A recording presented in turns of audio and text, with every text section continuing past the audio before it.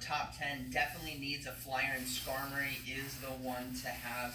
Altaria has kind of fallen from grace a bit because of how many Abomasnows are out there. Galarian Stunfisk does a bit better against it, but Skarmory is so strong. Its only weaknesses are fire and electric, which aren't too common in the meta. This thing's an absolute monster. It has served me well for so long. It has gotten me to rank 10 in previous seasons before Legend was a part of it, and it's an absolute core. I would highly suggest you guys get a Skarmory. Next up, we have Vigoroth. A top 10, I think, definitely needs some great safe swap Pokemon, that being stuff like Azumarill, Sableye, and now Vigoroth. Vigoroth is so spammy, everyone. Body Slam spam with counter and bulldoze is fantastic against the meta.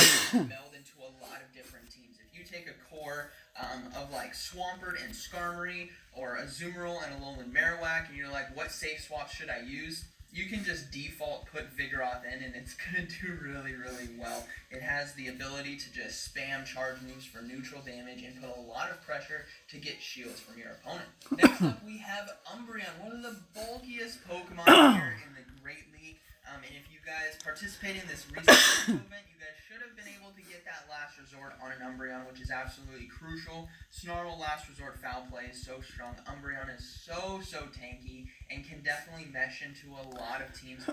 Great coverage, great bulk, and basically soak a lot of damage and save those shields for your sweepers that you may have on your team. So no top 10 should be complete without an Umbreon. And for the 10th Pokemon, there are so many amazing options. Trust me, I wish I could fill them all on here. I'd probably put a top 100, and that still probably wouldn't be enough. But we decided on Swampert here. So Swampert, with the Community Day move of Hydro Cane. If you guys don't have one yet, you guys can use an Elite Charge TM to get it, or you can wait for a potential event down the line where you guys can get it.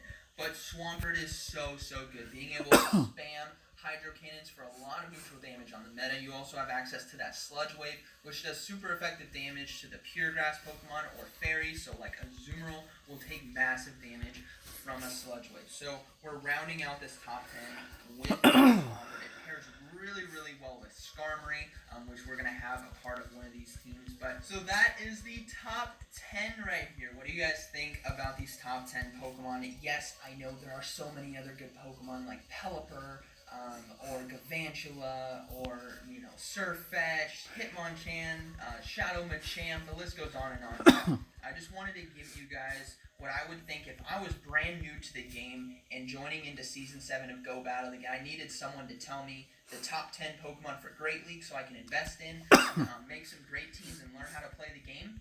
This is going to be it. This is going to be the top 10 team, and you can make a lot of teams from that, which we're now going to get into right now. We're going to make 5 teams here with these top 10 Pokemon. Alright, the first team is a tried and true team through all previous seasons. That is going to be Azumarill, Alolan Marowak, and Sableye. They provide great coverages to the weaknesses that Azumarill has on the lead. Sableye is the safe swap on this team, and Alolan Marowak is kind of the closer. It's extremely strong. It's been used by so many people to hit Legend or Rank 10 in all previous seasons. Weaknesses are covered by Swampert, and all of Swampert's weaknesses are covered by Skarmory. Utilizing that Vigoroth on the safe swap, we can put a lot of pressure on shields. We can draw out some stuff that maybe Skarmory might be weak to, because that Swampert lead, and just put a lot of pressure on the meta. This is definitely a very strong team, very spammy, and you just really have to watch out for like that Shadow Victory Bell on the lead, but it's still manageable with that Vigoroth safe swap. Next up, we have an Abomasnow Swampert core right here with the Azumarill as the safe swap. Abomasnow has a lot of weaknesses in the meta, but it also has a lot of great coverages. And the goal with this team is to like lead against stuff like Altaria or Azumarill or Galarian Stunfisk, which are very common, but if you lose to a fighter or maybe a Alolan Marowak like a fire, you have that Azumarill safe swap with Ice Beam to be able to cover those grass that may come in. Swampert is your sweeper endgame. Next up, we have probably one of the most cookie cutter teams you guys can have, but it's very strong. That's going to be Medicham, Galarian Stunfisk, and Azumarill. Medicham, some of its biggest weaknesses are going to be stuff like Sableye, or maybe those flyers like an Altaria, and you can cover those with the Galarian Stunfisk and Azumarill. They're a solid backline. It's extremely bulky, and it's very strong. This is one of those teams that you guys can try out as a new player and really rise up in the ranks of learning how to play Go Battle League with this team. And the final team here is going to be a really unconventional team. There's going to be Skarmory, Umbreon, and Galarian Stunfisk. Talk about a thick team right here. But Skarmory being very weak to electric and fire, that Galarian Stunfisk can provide some really nice cover to it, resisting that electric and having super effective charge moves for fire. On top of that, you may draw out the only fighter they may have in the back, which might be the only counter to Umbreon that they do have, and you can go back with a lot of damage with that Earthquake, get yourself shield advantage. And there's so many more teams that you guys can build on top. So I hope you guys enjoyed today's video, and like always, thank you for watching, and I'll see you in the next one. Ready? Alexa, resume show. Resuming. What is that? I don't make the next season.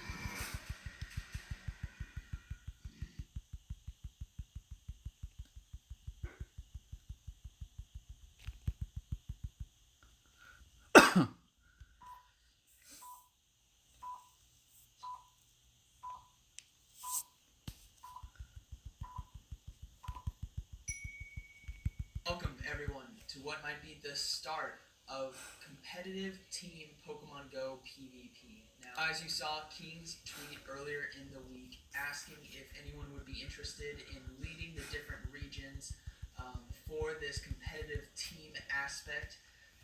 As you saw, I was nominated to lead the European group, and the European group has already kind of grouped together. They are already all Ultra or working on Ultra right now. They are the top ranked players from Season 1, so all the ace trainers. 27, I believe, of them that are working together to get better and provide amazing tournaments like the one you guys are going to see today. Now, what is happening? What is this all about? Well, this is going to be a 3-on-3 team tournament. So there's going to be 3 players on the Alliance 1 side and 3 players on the Alliance 2 side. Now the Alliances are just a general name we have right now. Obviously, in the future we're going to come up with some really cool team names like the Wobbling Wobbuffets or something like that. But it's just the start, right? It's a fun idea of how we can go about this. So what are the rules? Well, obviously, 2 teams of 3. There's going to be different phases to it. First is going to be the band round. Now, these bands are going to be treated like League of Legends. You guys are aware of that, where each team will go back and forth banning Pokemon. So there'll be 6 total bands, unique bands, where none of these Pokemon can be picked by the teams for this tournament. After that, we're going to do a draft round, going back and forth. Again, unique Pokemon, meaning there can be no duplicates. Once something is banned or picked, it's off the table. There is only one of that Pokemon in this tournament. So what this does is provide a very high ceiling of skill, team building, and just playing on the spot when it comes to Pokemon Go PvP. So the teams will ban 6 Pokemon. They'll pick 18 Pokemon each, so that each person has a team of 6, and then they'll have 15 minutes to be able to prepare those teams, and then they will do a round-robin tournament. So player 1 will fight player 1, 2, and 3 on the opposing side. The team that comes out with the most wins is the winner. Because there's a total of 27 actual battlers, there can be no tie. Someone will get 14 wins, and the other one will get 13, or obviously more than that. That will be the closest it can get. So there's no way for it to tie because it is a odd number. So we are going to dive into the players that we see. So moving right into the Alliance 1 side, we have Shadow Cold MFG from Austria, Season 1 ace trainer, rank 116 in the world with a 73.19% win rate. This is incredibly high. 70% plus is huge. We have XCK Chris, a German, has a total of 18 Pokemon. So the first pick coming in on Alliance 1 side is going to be the Azumarill. Azumarill, a fantastic league pick there. It is an awesome Pokemon for the Great League. Alliance 2 coming in with Medicham and Probopass. So Medicham, an absolute fantastic fire. Probopass, a great counter. And Alliance 1 coming in with Bastiodon and Steelix, locking in those tanks as we see here early. Alliance 2 now coming in with those sweepers. Swampert and Vigoroth, both very spammy, both very dominant when it comes to charge moves. Now, Alliance 1 coming in with Hypno and Lantern. So they are grabbing these tanks and anti-tanks. Alliance 2 picking up Melmetal and Lucario. So Alliance 2 taking a different approach, getting the big damage dealers first. Now Alliance 1 back at it with Golbat and Sableye. Sableye is a fantastic pick for this, and Golbat as well. Alliance 2 now coming in with Meganium and Whiscash, which they didn't grab Venusaur, so Alliance 1 might go for Venusaur now, which they do, as we see Alliance 1 recognizing the Meganium pick are going to go for Venusaur, and they also pick up Claydol as well. Alliance 2 now coming in with the single pick of Fortress, and now we are going to reset the cycle for the last set. Get right into the tournament. Being right into this first. Presenting Power Store. It's smart, it's adaptable. The future of storage is here.